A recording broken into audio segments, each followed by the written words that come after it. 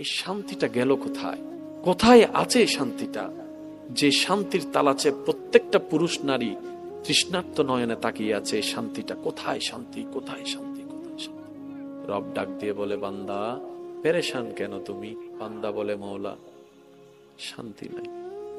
খাওয়াই যারে সেই পরে বদনাম করে, যাকে গর্ত থেকে তুলি সেই উল্টাই গর্তে ফেলে, যারে চাদর দিয়ে ঢেকে রেখেছি সে আমার কম্বল টান মারে।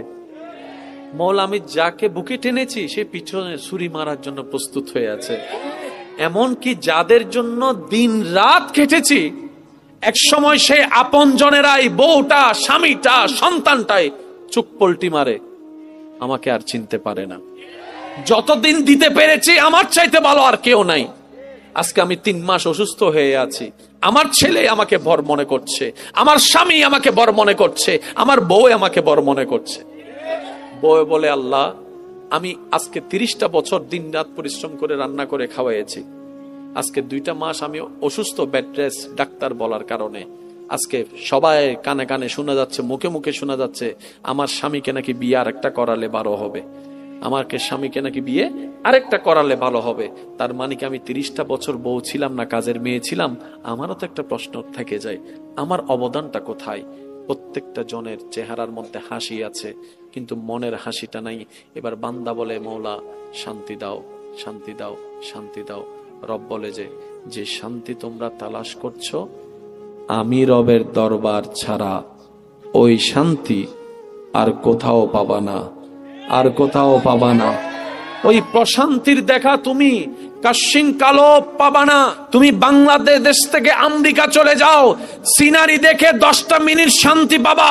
কক্সবাজারে গিয়ে ঢেউয়ের মধ্যে গেলে কিছুক্ষণ তুমি আনন্দ করবা, 10 দিন পরে সেই কক্সবাজার তোমার কাছে বোরিং লাগা শুরু হয়ে যাবে, সে সিডনি তোমার কাছে বোরিং লাগা শুরু হয়ে যাবে, মালদ্বীপ তোমার কাছে বোরিং লাগা শুরু হয়ে যাবে। কারণ বারবার দেখতে একটা জিনিস ভালো লাগে না। এই শান্তি তুমি কোথাও পাবা না যেটা তুমি খুঁজছো। বান্দা বলে, মওলা দাও না, কোথায় পাবো? রব বলে যে একটা শর্ত পূরণ করো, তোমাকে আমি সেই শান্তি দান করব। সুবহানাল্লাহ। তুমি একটা শর্ত পূরণ করো, আমি তোমাকে সেই শান্তির সাগরে ভাসিয়ে দিব। তুমি একটা শর্ত পূরণ করো, মাথার উপর ছাদ না থাকলেও বান্দা তোর মনে শান্তি থাকবেই থাকবে। সুবহানাল্লাহ। তোর ঘরে খাবার না থাকলেও শান্তি তোর অন্তরে থাকবেই থাকবে। বান্দা বলে, মওলা আমি শান্তি খোঁজার জন্য ঘর বানিয়েছি, শান্তিটা পাই নাই, বিয়ে করেছি, শান্তিটা পাই নাই, সন্তান এনেছি, শান্তিটা পাই নাই, ব্যবসা করেছি, শান্তিটা পাই নাই, আমি রিক্সা ছেড়ে বাজারও গাড়িতে চলেছি, শান্তিটা পাই নাই। তুমি কি বলছো মওলা, এগুলা ছাড়াও শান্তি পাওয়া যায়? রব বলে যে হ্যাঁ পাওয়া যাবে, পাওয়া যাবে। যখন আমি দিব, ঘরের উপর মাথার উপর ছাদ লাগবে না, তোর অন্তরে শান্তি লাগবে। বান্দা বলে, মওলা শর্তটা কি? রব বলে, হুয়াল্লাযী আনজালা সাকিনাতা ফি কুলুবিল মুমিনিন। বান্দারে তুই মনে ভিতরে বাহিরে মুমিন হয়ে যা, আমি আল্লাহ শান্তি নাজিল করে দিব। ঘুমানো এক জিনিস, শান্তির ঘুম আরেক জিনিস, হাসা একটা জিনিস, মনের হাসা আরেক জিনিস। লাস্ট কবে কয়জন মন থেকে হাসতে পারছি? কয়জন ভিতর থেকে শান্তিতে আছি? প্রিয় মানুষের সামনে বসে কয়জন একটু শান্তিতে নিঃশ্বাস নিয়েছি?